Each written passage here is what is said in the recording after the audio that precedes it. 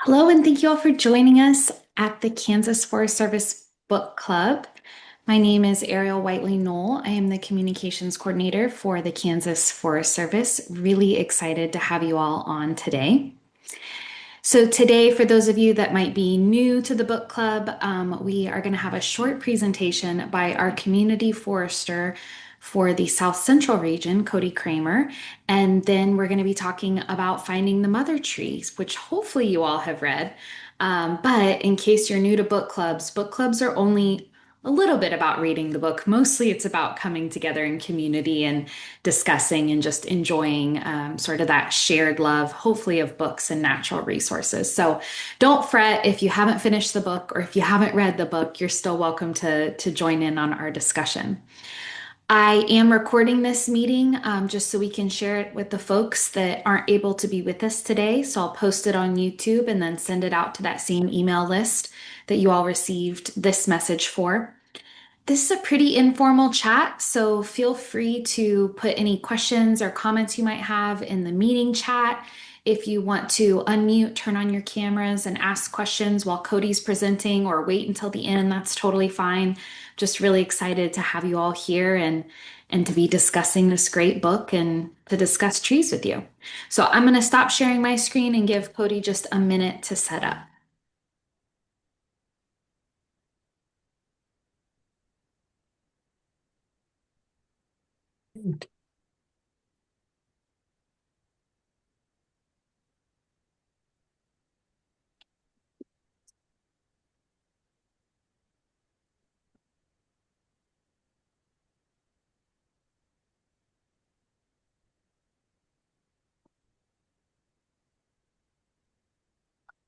There we go. Can Hmm. everybody see that okay? Yep. Good.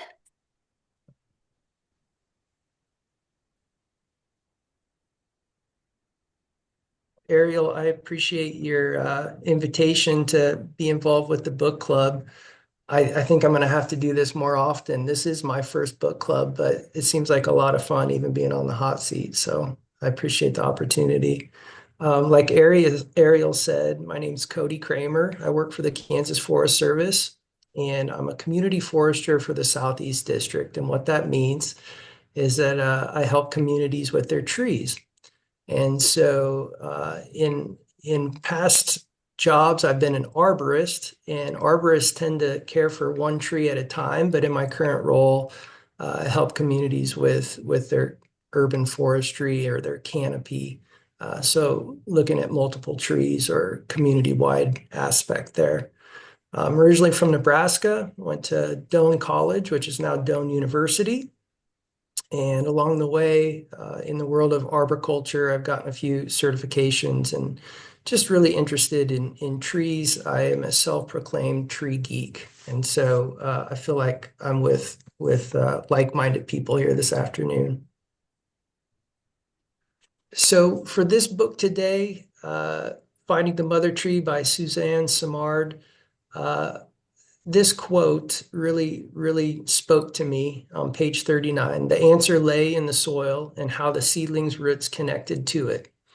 And before we talk too much about the book in depth, I wanted to take a moment to go with that quote and talk about how, in my role as a community forester, oftentimes the issues surrounding trees are related to the roots, and not just the roots, but the soil that the roots are in. And this book did a really good job of highlighting how important that connection between the soil and the roots is. So, before we talk about the book, I want to talk a little bit about urban soils and some of those challenges that we face, especially for those trees in our community forest setting. One of the hardest things to do is grow anything in compacted soils because it's not going to hold water as easily and it's not going to hold oxygen, and all roots are going to be limited by where they can be in contact with oxygen or have it nearby. We've all seen how bad urban soils can be It's a wonder that we can grow trees at all in some of this stuff. But when your house was built, oftentimes the contractor will dig the foundation and dig that big hole where your basement's going to be, and then just put everything right back in your yard and run over it with heavy equipment. And what you get is what you get.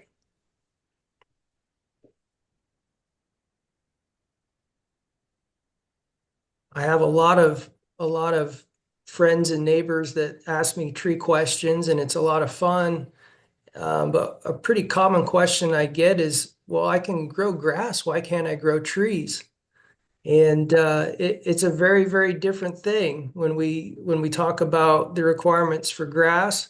Here's what we do. We roll out sod, and it can be on some of the worst nasty soils. As long as you've got it leveled out and provide some water, it's probably going to do okay. But it doesn't work for trees that way. It'd be really nice if it did. Make my job a lot easier. When we talk about soil, we talk about the different components and analyzing it in different ways. We talk about soil biology, soil chemistry, texture, water holding capacity, all of those things that you can learn in soil science classes, and things that I've had an opportunity to forget about over the last 20 plus years outside of college. But it's always good to have reminders and talk about this stuff. But you can take a whole semester's class on this stuff. We're just going to lick the frosting off the cake here. But the important thing to talk about for tree health is why do trees need to have good root contact and good soil to grow in? And it comes down to what they need to survive. And most plants have 16 inorganic nutrients that they're going to require for carrying out all of their life processes. But carbon, oxygen, and hydrogen are considered macronutrients. And then we add in nitrogen, potassium, calcium, phosphorus, magnesium, sulfur, all those things that sometimes we buy in a bag in the form of fertilizer. And then those are macronutrients, but then on the micronutrient side, we have iron, chlorine, copper, manganese, zinc, molybdenum, and boron. How did the plants acquire these? Those big three, they get from air and water. Everything else comes from the soil. So we can't overemphasize how important it is to have healthy soils and soils that will support a tree for its entire life, which might be, many times longer than our lifespan. Those nutrients are in the form of ions. They need to be water soluble for the tree to take up. Why does it matter? Well, a tree as a plant's not going to get too far in life if it can't photosynthesize. So we've all seen this generic diagram, chemical formula for what photosynthesis is. But if we dive in a little bit deeper, this only works in the presence of light energy and if the plant is making chlorophyll. Well, a plant can't even make chlorophyll without magnesium, and Like that. it can't be made without iron present either. So, these building blocks that are available to the trees in the soil have really profound relationships with each other and with the plants and the soil, and everything works together in an ideal world. It's not always an ideal world, though. In Kansas, we might have an iron deficiency, and the iron might be in the soil, and your tree is chlorotic, and you're wondering what's going on, but it all goes back to soil chemistry. And if the soil pH is too high, that iron is unavailable for the tree to take up, and you might have a pin oak that has yellowing leaves, and maybe only the veins in the leaves are green. It's probably an iron deficiency, and it's not that the iron's not there, it's just not available to the tree.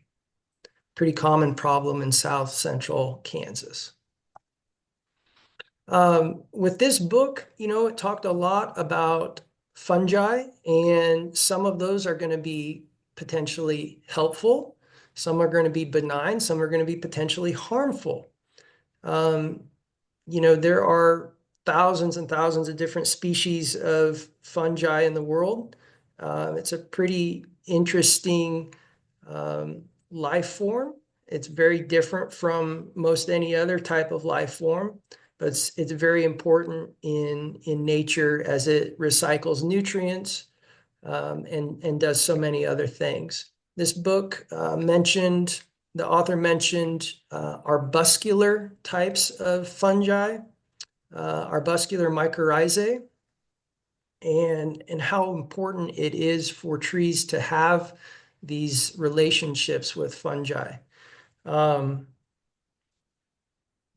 We'll talk more about that as we dive into the book, I presume. But for me as an urban forester, it's a wonder that we can plant a tree here in what used to be prairie, and it makes me wonder, is some of that mycorrhizae even there? And are these trees growing without it?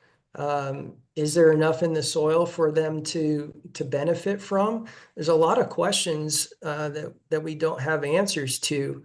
And how much better could some of these trees be doing in an area that they naturally grew in? So we often struggle with trees here on the prairie, and this is just another wrinkle into that argument as to why they might be struggling.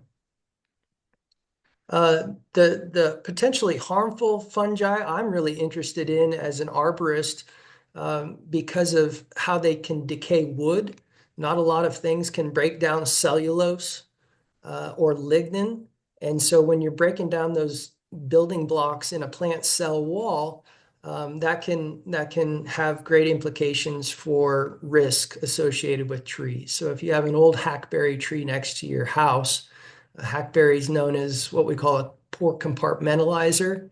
And so decay can travel throughout that column of the trunk, and we worry about that sometimes. So other trees can handle it better than hackberries. If you have an oak, it might survive some decay fungi for much longer, but it's something you want to keep an eye on. And then we also talk about where the fungi is attacking the tree.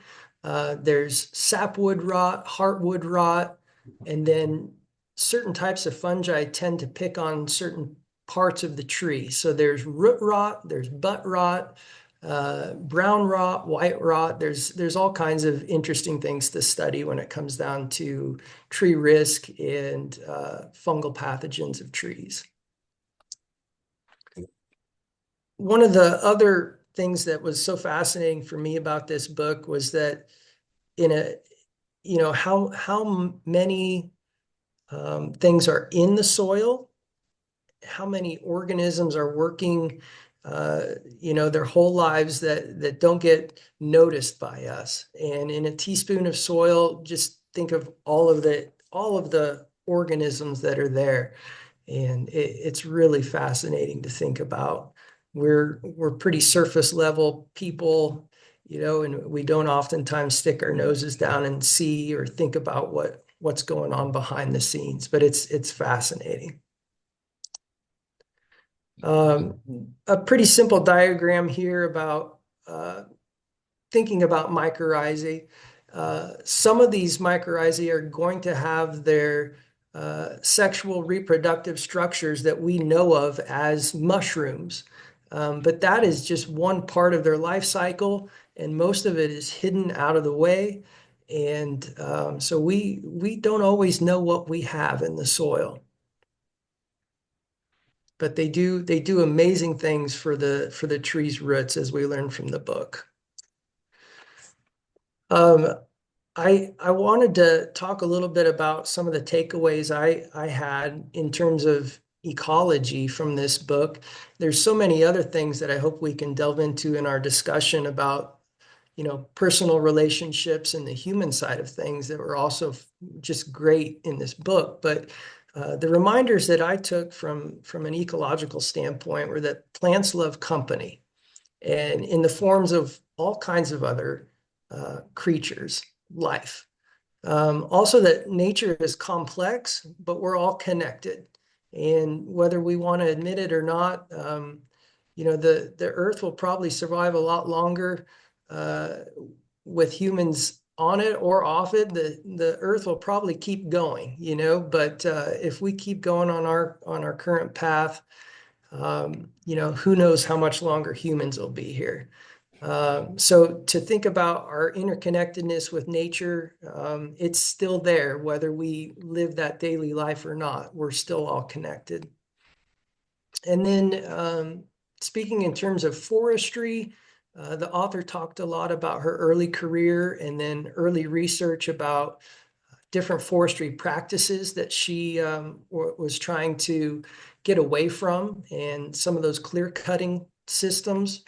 And it was a reminder to me that it's much easier to take care of an ecosystem before it's damaged too badly or lost. So it's tough on the recovery end of things. So keeping ecosystems functional is paramount. And then I always go back to the 20,000-foot view that as humans, we hold great potential, both good and bad. And then once again, talking about soil microbes, what we cannot see can still have huge implications for trees and other plants. So yeah, as an urban forester, it's really refreshing to think about mycorrhizae and how that might play a role in keeping a tree healthy. Um, and even if we don't have all of those native mycorrhizae fungi at our disposal, it's still worth trying to plant trees and keep them in that urban environment. But if we think more about holistically, like understanding everything, even what we can't see, hopefully we can be better stewards of trees in our landscapes and wildlands. So yeah, without further ado, hopefully we can dive into our discussion. Well, thank you, Cody, so much. That was fantastic. Before we start discussing the book specifically, are there any questions that you guys have for Cody? It's totally fine if you want to hold those for later. Mhm. I do. I have a question. The book, of course, focused on woodland and forested areas. That's not where we live. Do we find the same kind of fungal connection among trees in landscapes and parks here as there would be in a forested area?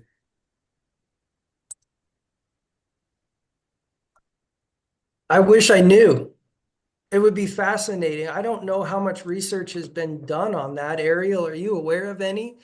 I'm not.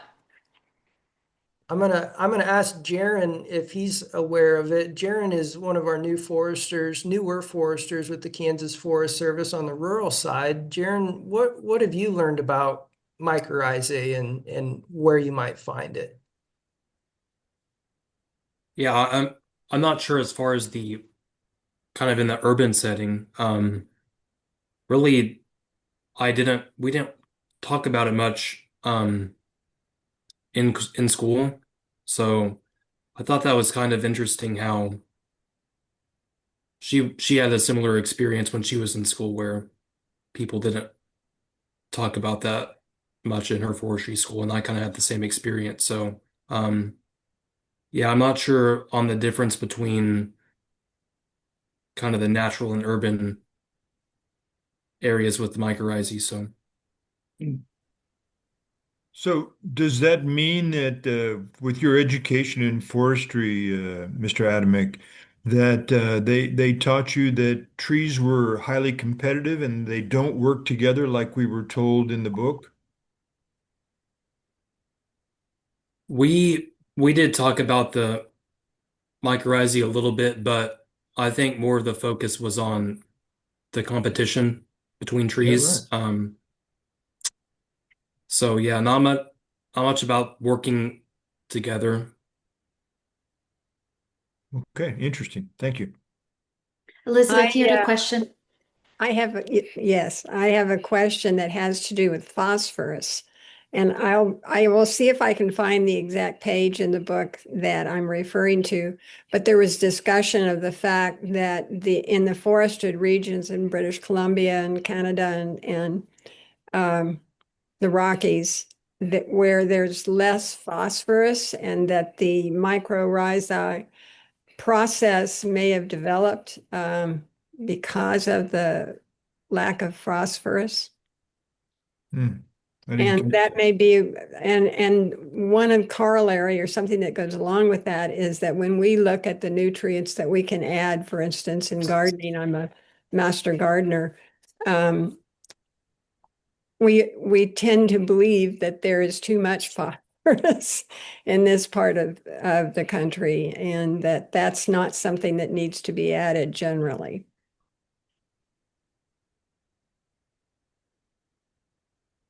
Which may explain why it might not do any good or it would be wasteful to use mycorrhiza like Mike, the additive that is sold in garden centers and so forth. It may not be called for because of the interplay with phosphorus. Yeah, and when you can buy those mycorrhizae starters, it, the author talked a lot about how certain species of mycorrhizae were associated with specific species of trees. And so would you even have the right combination there? I think it's a lot like the fertilizer industry where, it's all about marketing and sales. And unless you do a soil sample and know what's there, you don't necessarily know what you need. So, on the extension side, they always say do a soil sample to know what you might be deficient in. I don't know that there's a soil sample for mycorrhizae. I wish there was. Maybe someday there will be. And maybe we can say, well, you want a bur oak. Well, here's the 4 species of mycorrhizae that are going to definitely help your bur oak. That would be awesome to have. I've never seen anything like that. I found the spot I was talking about. It's on page 68, and it said, but why are the mycorrhizas on grasses different from those on trees? I shrugged. My book said that the arbor-shaped membrane has a huge surface area so the fungus can trade phosphorus and water with the plant for sugar. Good for helping plants in dry climates and where soils are low in phosphorus.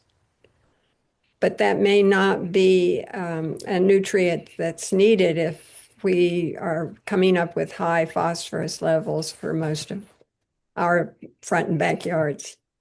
Yeah, that's a great point. That's a great point. I often wonder, being a historical prairie state, what is in the soil? And especially if we're not around a riverbank where there were cottonwoods and willows and some of those riparian species, you know, what is here to help trees? Cody, if I'm correct, and it may not be, I think the Kansas Forest Service is now suggesting that when you buy trees, it's a good idea to plant them close together, that we don't need specimen trees. If it's not for the underground fungal connection, what's the theory of the Forest Service in suggesting that we plant trees close together? Why do they do that? I would go back to that point that trees love company and trees do better in groupings. But So, why, if the Forest Service isn't, and this may not be fair, if the Forest Service is not up to speed in the same way Simard says about fungal connections and benefits, why are they recommending that trees? Is it because the structure with our wind helps protect? Or I mean, what is the Forest Service suggesting when they say that it's good to plant trees in groups? well, from a urban forestry standpoint, sometimes it has to do with spacing. And if if the trees only have a certain amount of soil available, then, like if we're designing a tree planting area, we want to have as much soil as possible, right? And putting 3 trees together in an area with more soil makes more sense than putting one tree by itself in less soil. So from a landscape design standpoint, I think there's some of that driving that. Also, trees can shade each other. And so that can be a good thing for like a maple tree with a very thin bark, especially in a younger age. We want to mimic the forest that they are native in. And so we might have less sun scald if they're in a grouping and shade each other's trunks, especially. They can also, you know, maybe we can talk about this more, but we've already touched on the argument here that maybe we need to think more in terms of collaboration and cooperation rather than competition. But on the argument of competition, trees might cause each other to grow more upright rather than a rounded open grown form. That whole concept of the $5 word is thigmomorphogenesis. The trees are going to react to the forces around them that are impacting them day in and day out. So if trees are planted closer together, they're going to have probably a more upright growth habit. And in terms of urban forestry, that's good. We don't want those lower branches retained, and it's better to have street trees that are growing upright rather than out. I'll also throw in there as well that, some of Suzanne's research is still fairly new in the grand scheme of things. I mean, the book's not very old. It's only a couple years old. But there have been, and she references a lot, especially if you go through the appendix, she references a lot of other scientific research that she kind of built off of. But one that I was very familiar with, and I think a lot of folks are, is there's been really wide research that established trees can actually share moisture with new trees in the area. Now, what I think she has gone to do more exclusively is to determine whether that's happening more with related trees versus unrelated trees. But there's some of those principles that may not be like our agency doesn't have policies. We're not a policy agency. We don't have anything, like that about planting trees. But I think there's still some of that knowledge that a lot of us have gained through our work or through our education that may not be exactly what Suzanne has researched, but the outcomes are the same, that trees together can be more successful, and not just the competition aspect that we've kind of talked about. Great questions. I noted that she especially talked about collaboration versus competition when she had the big fight with her brother. And on page 140, she said, I ended up in a Cold War with my brother. And this slammed up against the very questions I had been pursuing in my doctoral thesis about collaboration in nature. And that's almost as if, and then she goes on to talk about how the policy is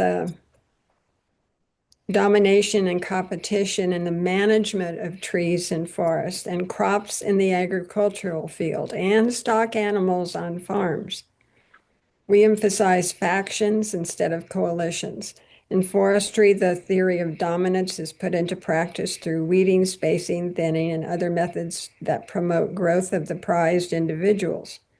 In ag, it provides the rationale for multi-million-dollar pesticide, fertilizer, and genetic programs to promote single high-yield crops instead of diverse fields. And it's almost as if she's talking about men think and women think. Oh, I love that, Elizabeth. And there is a difference, along with the differences that we both sometimes dislike and often love between men and women, that we go about collaborating more than women go about collaborating or tend to go about collaborating more than competing, and like to spread communication, and that collaboration can ebb and flow and not always be perfect by any means, but it is usually the first chosen method that most girls and women will approach. It's very interesting. I will say Cody and I talked when I was about a third of the way through the book, and I told him I feel like her sister's gonna pass away when she was talking about Robin and they had like those close calls with, some chemical control. And I just got this sense of foreshadowing. And of course, it ended up being her brother. What did you guys think about that blend? Because I think it almost made the book a little hard for me at times. Like, am I reading a research paper or an autobiography?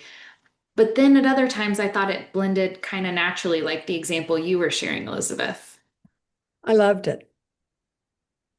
I love the view of the British Columbia area. That's not often written about. We don't, that's not shared a great deal in our culture, it appears. America overshadows Yeah. it. I totally agree. I rather liked the idea that reading about her 20, 30-year research and everything that she learned, that it was interspersed with personal comments and sort of updates about her life and her family. And the loss of her brother was tragic, of course. And I really feel like some of those things she put in there early on about forgetting the filters and not having the nose thing closed, that all explained about, some possibility about her own cancer.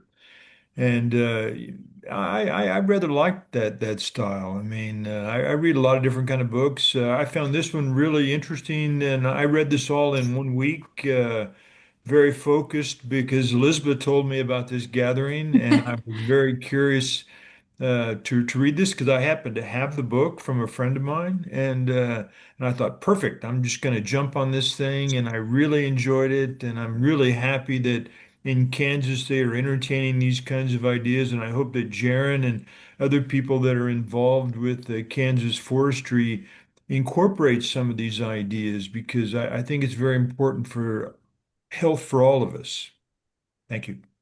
I thought she's a very talented writer, Yeah. and it took a pretty dense, complex, highly scientific area and broke it down along with experiences in her life. I Mm. mean, one of the examples I could give was when she had to teach herself to do public speaking, and she was giving a speech. And she said that one of her mentors, who was helping her develop her skills at public speaking, advised that she look out at her audience and picture them all as cabbages. And Remember then that. she went forward with that example and said, and the cabbages looked at the window like they were bored, or something along those lines. It made for interesting reading and helped. She did that a number of times, and it helped to enliven a pretty dense topic. Yeah. I was gonna say I just started reading on Sunday and I'm only like a third of the way through, so You'll enjoy. Sorry. now I Couple have spoilers. some spoilers, but it's great. But yeah, I really enjoyed yeah, that commentary of personal stories and then of course the scientific knowledge. So yeah, I appreciated it. I was also fascinated by her inclusion of some of the native peoples and how Yeah, right. their belief system played into, how they treated trees. Mm. And that ancient wisdom is oftentimes lost on us. So I really enjoyed that aspect too. And I think back to the question about like, does our Kansas soils, do they have this kind of mycorrhizal community? And I mean, I have to just like believe that the answer is yes in those undisturbed like areas. And I was even just thinking her like I just got into where she starts describing her master's research project and how she just like takes some soil from the forest and puts some in the hole of her newly planted trees, and how it that just simple act made a really big improvement. And I was like, well, maybe I need to start doing that when I plant my Forest Service seedlings that are tiny little sticks. Like I kind of want to start my own little research project and throw a little bit of the native forest soil into my holes, Great. and do that. I don't think it could hurt anything. It would be a fun experiment. I just wonder, yeah, what is in our native soils and how could we utilize that?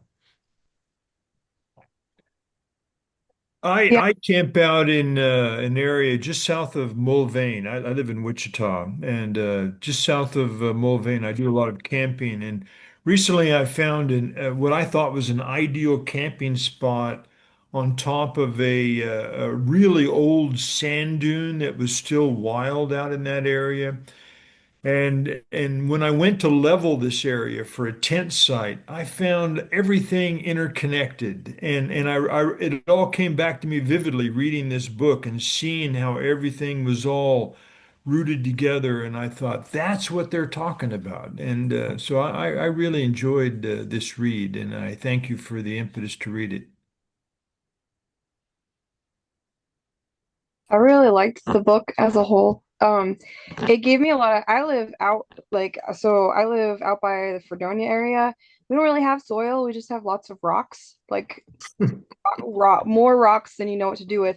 But it really made me stop to think because I've lived in Wichita, I've lived out in Western Kansas, and there's so many more trees here, but there's way less soil. I have less soil now on this farm than I've ever had anywhere else in the state, but I have 100 times more trees. And so Hmm. we're working on building a food forest and a permaculture farm. And so as we're removing out cedars and replacing them with other trees, the book made me really stop and figure out, okay, like I don't have a lot of soil to work with, so how do I get the trees to be able to connect with each other, and what are my options, so I really enjoyed the book as a whole, so I'm glad you guys chose that one. I think Nicole's point, it reminds me of the difference between prairie soils and, so we've got the rain shadow effect on from the Rocky Mountains and topography and, grasses grew here. And those grasses had sent down roots for thousands and millions of years, maybe, and 6, 8 feet deep and built those soils. But these trees are thriving on the West Coast and mainly from all of the rain that they get. And then they're working with what they have for substrate. And I think that's the same way down there in the Fredonia area. There's some really cool things in the cross timbers ecosystem where, there's oak trees native down there that don't grow anywhere else in the state. And so they're doing what they can with a lot of the moisture from that they get, as we get more moisture further east in the state, and making do with the soil. Association maybe knows that area of the cross timbers area, which is really unique. Yeah, that's So kind of throughout the book, Suzanne, she starts with the US Forest Service, and obviously that was, I think, really important for her growth, but also a challenge as she didn't feel like her ideas and her research were very welcome. And then she kind of moved into academia, but the whole time in all her roles, she's researching, whether that's through grad students or her own research. What do you feel like her commentary was on both the scientific community and kind of these pillar institutions that sometimes enabled her to do this research, but then at other times maybe weren't pleased with the results or willing to implement the changes she was recommending, maybe is a better way to say that. Can I say something? Yeah. Okay. I think in regards to the universities, I think, I think about K-State, that's where I went. And just the input from huge commercial companies. And think about like where she was at up in British Columbia and up in Corvallis. there's so much input from the forestry industry on the way they do business. And then to come with a unique, totally different idea of how to manage and harvest that stuff, I think is just, that's like pipe dreams kind of, I think for them. And I'm curious to know if any of her research has made it into the commercial forestry industry on as far as management. She talks about leaving the mother tree, leaving the snags and some of the decaying, trees so that they can then return and replenish the soils. The author made a good connection between where she lived and what her family did for a living because they were foresters Yes. and how they went about it by selecting trees. It was very, very dangerous, obviously, but selecting trees singly at a time and moving them to the river for transportation, which didn't mean a whole lot of, I would assume, logging roads and moving high, heavy equipment in. That was a sample to her, and I think she kind of started with that. I believe that if you're looking at money making and competition and control, which seems there's always seems to be the push to control nature. And she seems to be opting for understanding and collaborating with nature. Mm-hmm. That may be overstating it, but in that direction. Oh, that's a great point. It's kind of this like the saying, if you all you have is a hammer, everything looks like a nail. Yeah. Yeah. Also, those photos of her family standing on the logs in the river were terrifying. That looked so Weren't they, scary. though?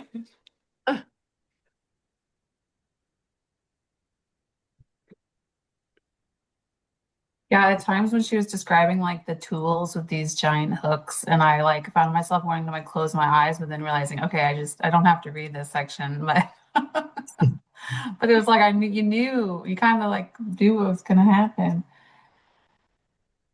I am such a big dog lover that when her grandpa's dog fell into the outhouse, I was like, if the dog does not live through this, I'm gonna have to stop the book. You guys are gonna have to go on without me. And then it Yeah. ended up just being a story about her being a little dirt-eating kid. And so I was like, oh, okay, I'm good with this. She almost wrote it like the dog was having a ball. I know. Yeah, I was just swimming around. It's funny.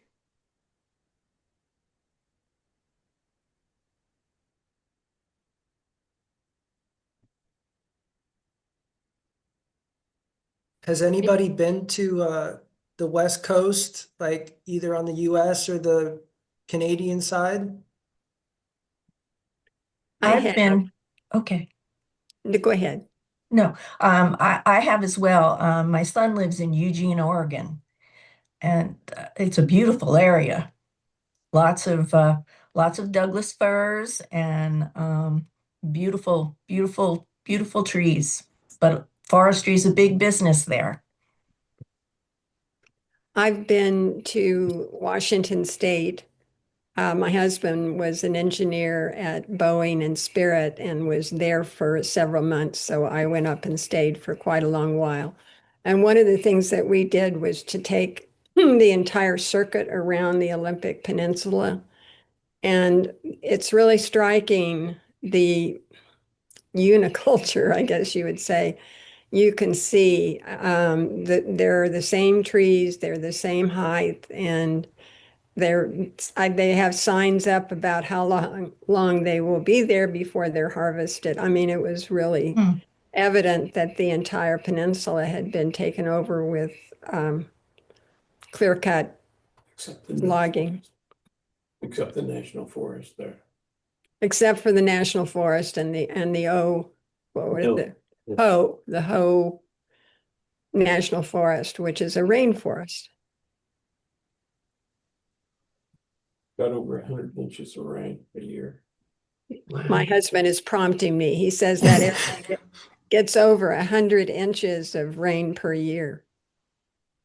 Right.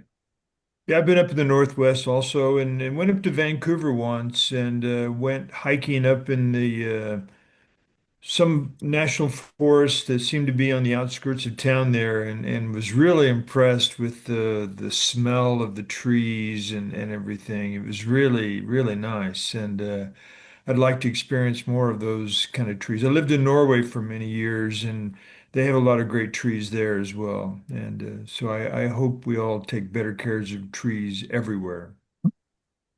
I guess I better come clean and tell you that both Mike and I are part of an organization called ICT Trees, which is a tree promoting, especially urban trees, promoting 501c3. And Cody, we need to talk with you. Mm, I've met a few from your group. Yeah, no, that'd be great. We'll be in touch. All right. fantastic.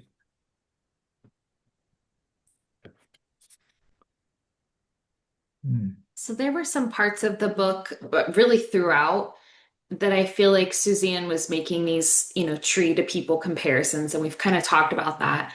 But she especially, I feel like, kind of tried to tie it up in the end with these concepts of reciprocity and cooperation. And then, of course, continuing on, what's the legacy that you're leaving for your children and that kind of a thing. Do you feel like that resonates with people? Like, do you think culturally we can look at trees and say there's a lesson to be learned there? Because I always get the feeling that as people, people are the best, trees and animals and plants are kind of in another category. What did you guys think? Do you think that's a stretch? I liked it. I mean, to me, it reinforced my own beliefs that everything is connected. So I really, the whole story resonated with me. I ate it up very much so. Yeah, thank you. Mhm. I think you'll find people across the spectrum that I agree with what you said, Michael, about, we're all connected, you know. I feel like as a whole, something like most people, like the trees are just background noise. It's not something that's front and center, and they're just they're just there. I feel like as a whole, people now are so much more focused just on like trying to get through their own day, that until something catastrophic happens, I don't think most people are gonna even think about the trees. And that's not necessarily a bad thing. It's just it is what it is. But I also think it's important um to have people who are passionate about it and who want to still promote it, because like I'm not familiar with the tree group, but if when I was still living in Wichita, I wouldn't have thought about it. But then if I'd seen that, I would have been like, oh, that's cool. Like maybe we should, look into that. So it's um everything is connected, but I think there's a lot of people who are just never going to grasp that connection just because they either can't or don't want to. What I see trees has found is there really is a wish, a market, I guess you would say, a niche of the people really do value trees.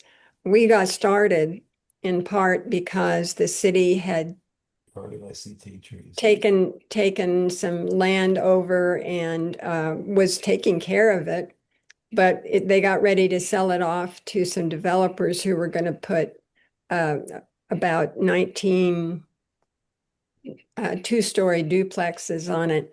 And it was right in the center of town, which everybody thought was very desirable. But then a group of us got to looking at the land and realized there were 55 trees on the land. They were well spaced out because that land used to be homes with driveways and houses that were taken for a road project. And those were trees that were planted in front yards and backyards. They were mature trees and they were well spaced and made a lovely area for a park. And we got that whole thing turned totally around. And the developer went away. I'm sure he was grimacing when he went away, but he was gracious about it. And that is now Millwood Park, right in the center of Wichita, right along McLean Boulevard. That's great. Fantastic. There were 55 trees and 27 different species. That's great.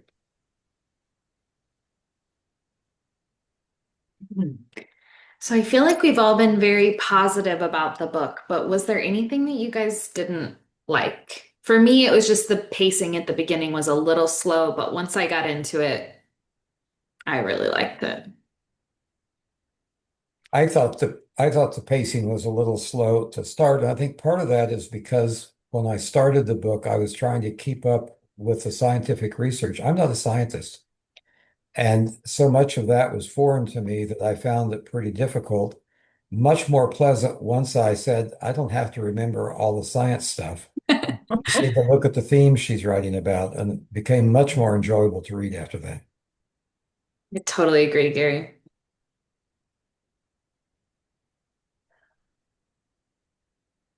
Trees are good for climbing. Having done a lot of hiking in the Rockies, well, a fair amount. I love the bear story of the mama bear and the two cubs, and typical of her writing and something that I think lifted it really well. She talked about her tree was shaking in fear. They climbed trees to get away from the bear, and her tree was shaking in fear. That's really personifying the idea of trees. Certainly a different wildlife area there to be so concerned about bears. I mean, I mean, it was constant comment, and I mean, I certainly in most of my outings, I've never really worried about bears. I spent very little time in areas like that, and so that was something I took away from the book that I realized that far north, there's a lot more bears, obviously. Yeah, if it wasn't bears, it was wolves, right? Right, right, right. Yeah, the wolf story was very scary. Like it was compelling. I wouldn't put it down. And when she was looking for salmon skeletons and they were Right. counting, I was like, what do you mean you're on your hands and your knees where the bears have eaten sand? Like this sounds like a terrible idea. So I was glad when she said she was back on the boat. Right. I meant to check on her personal status. Did anyone else check? Is she still around? Is she still doing research?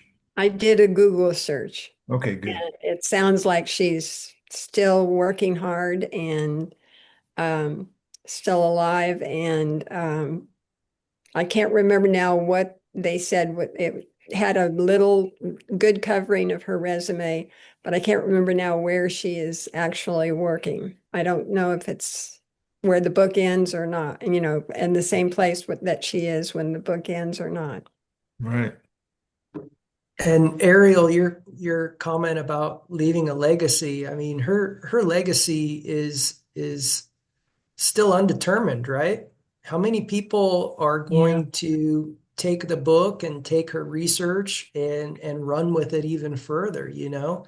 Um, and then also her daughter, it sounded like one of her daughters was Yes. getting interested in forestry. So I think her legacy is already solidified, but it could be so much more. Yeah. Have you all watched the TED Talk that she mentions at the end of the book that she gave? Because No, I I haven't. didn't have a chance to look it up yet.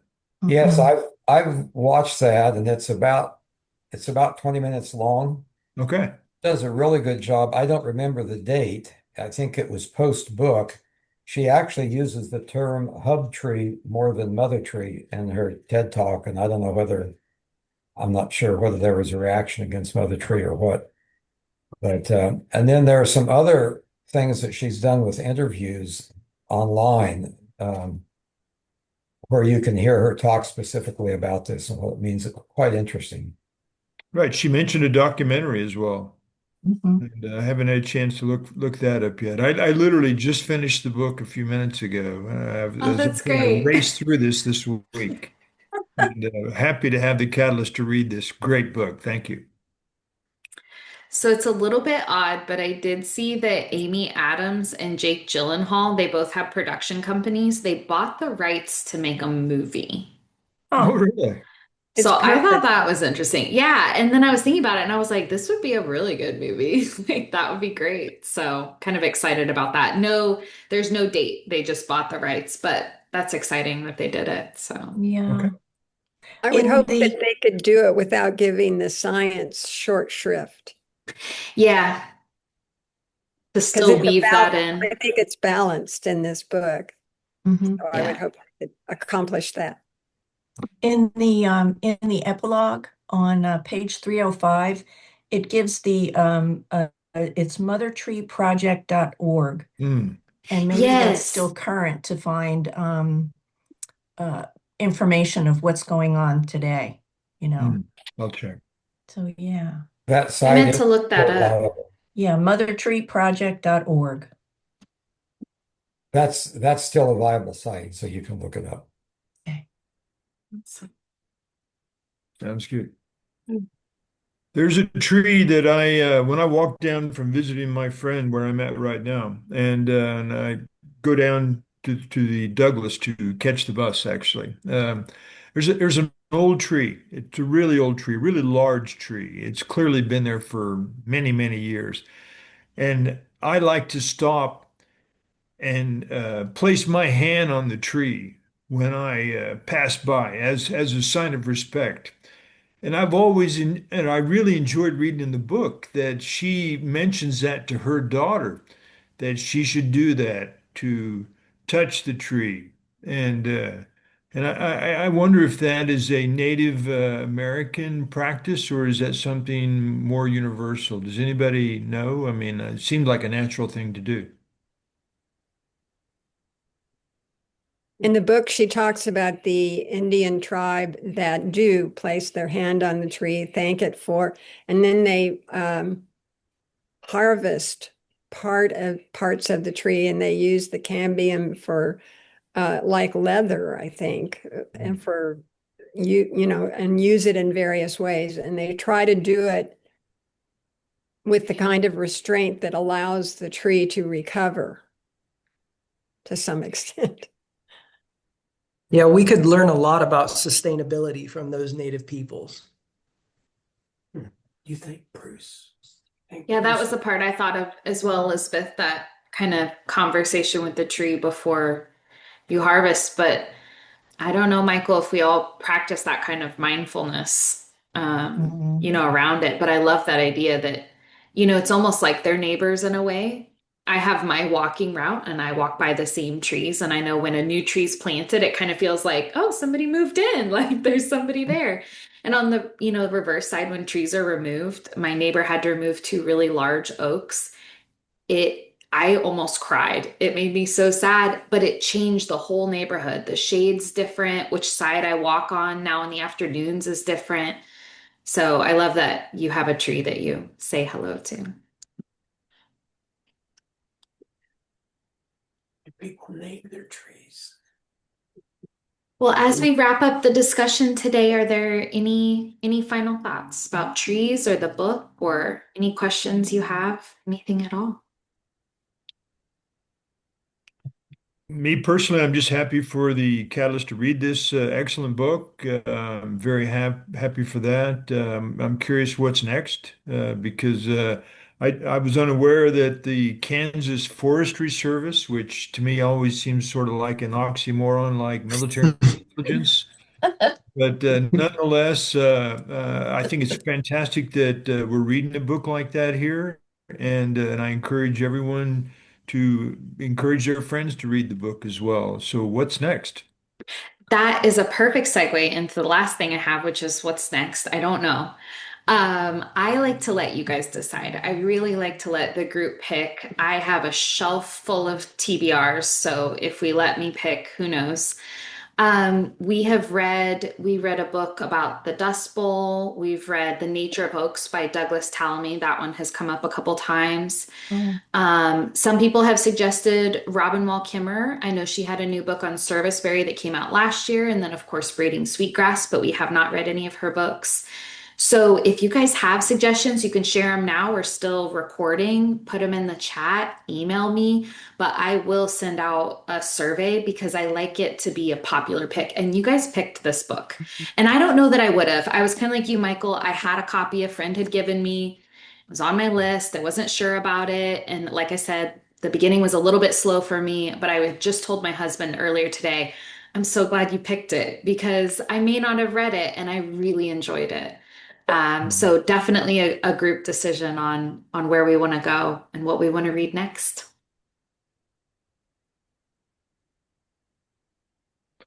So you guys can think on it. I Oh, will The be Hidden looking Life to of see what Trees you we did decide. as well. I will be looking to see what you decide. Thank you. Awesome. Well, thank you all so much for being on. Thank you for those that are watching the recording after the fact, and we hope that you'll be able to join us next time. Thanks, guys. thank you. Thank you, Cody. Thank you. Bye. Thank you for everything. That was nice.